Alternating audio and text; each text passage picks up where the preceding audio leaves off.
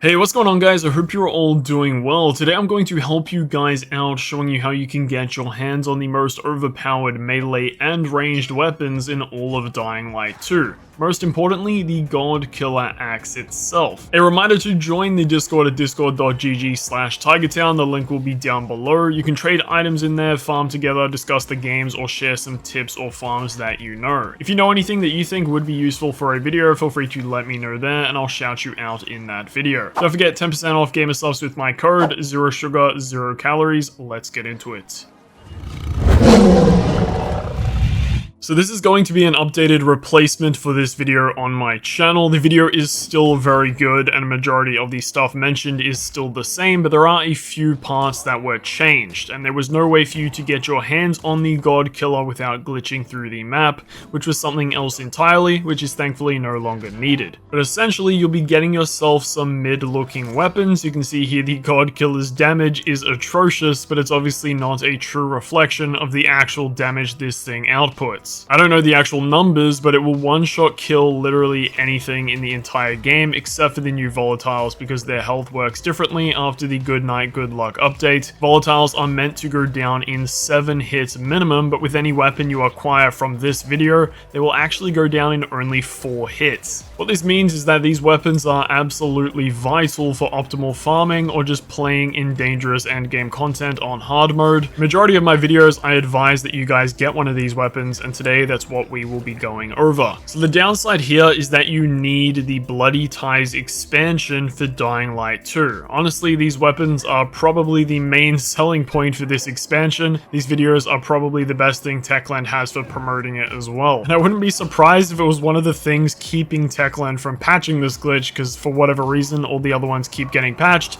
and this one is stuck around for almost a year. Now, if you don't have the expansion and you really don't want to pay for it either, you can still get these weapons from other people. If you want to do that, you just need to join the Discord. There is an item trading channel in the Dying Light category where you can go and ask for help. So assuming you have the expansion, you can now go and do one of 3 methods. So the first method is to start literally any activity that has weapons lying about. You can see here I go and find a weapon that I can pick up. Now if I go and look to the left of my screen, there is a cancel button. You want to hold down this button, and when it's about 80% complete, you want to quickly grab that weapon. You'll see it glitches out if you timed it correctly, and you'll have that weapon in your inventory for you to keep. Now when you get the weapon, remember to ignore the damage value that is written, as it does not reflect the glitched overpowered damage that the weapon actually has. Now whether the weapon has mods or not is entirely random, and if it doesn't, you can actually go and put them on yourself to make the weapon even better.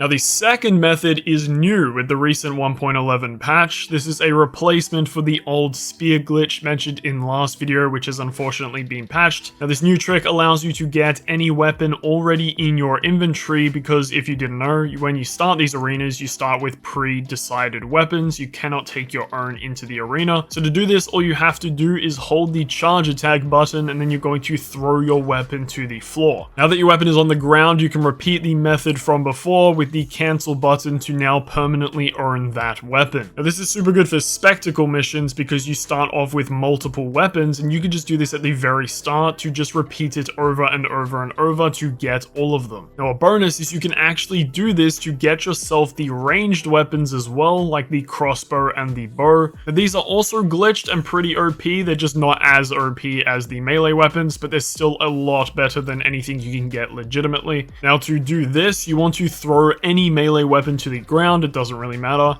and then instead of picking it up, you'll see a swap button on the right. You're going to press that instead, and you'll see that you chuck your ranged weapon down to the ground, assuming you had it in your hand. And yeah, you guessed it, you can repeat the trick from before to pick up your ranged weapon and keep that. So now you're fully kitted out with an infinite supply of every overpowered glitched weapon in the game except for one. The main man himself, the Tainted Godkiller. Probably a reason a lot of you clicked on this video. Now to get this, you want to start the Hephaestus's Forge Spectacle Arena. Now this one takes a little while to complete compared to the others, but you need to get all the way to the very last part. So change your difficulty to easy and just do your best. Ignore the zombies where you can and just complete the objectives. If you do die midway through, you'll just respawn at a checkpoint, so it's not that big of a deal, so don't stress. And once you've fully ignited the forge, you'll see the weapon revealed to you. When you can, you're going to go and grab it. Now this is the risky part. You're going to find a nice, safe place away from all the zombies. You're going to do what we did before and throw it to the ground and then repeat that method. It's pretty simple, but the problem is if you mess it up, you have to redo the entire spectacle event. Now as you can see, it worked for me because I'm good at the game and I have a third Tainted Godkiller for my collection. Now if you're bad at the game and you mess it up, just go and practice the timing on some other weapons until you're confident enough to try the Godkiller. And that, my friends, is how you can get your hands on the coolest and strongest weapons in the entirety of Dying Light 2. Just in case the throw method gets patched somehow, I would go and get yourself a Godkiller right now. Now these are acquirable through a simple exploit in the base game, so they are the strongest weapons you can get legitimately, which is excluding obviously any modded or Easter egg weapons. Now you can repair these whenever you want as you see fit, and you can keep them forever, assuming Techland doesn't pull a dodgy on us. Subscribe if you like this type of content and leave a comment down below. Take care. Peace.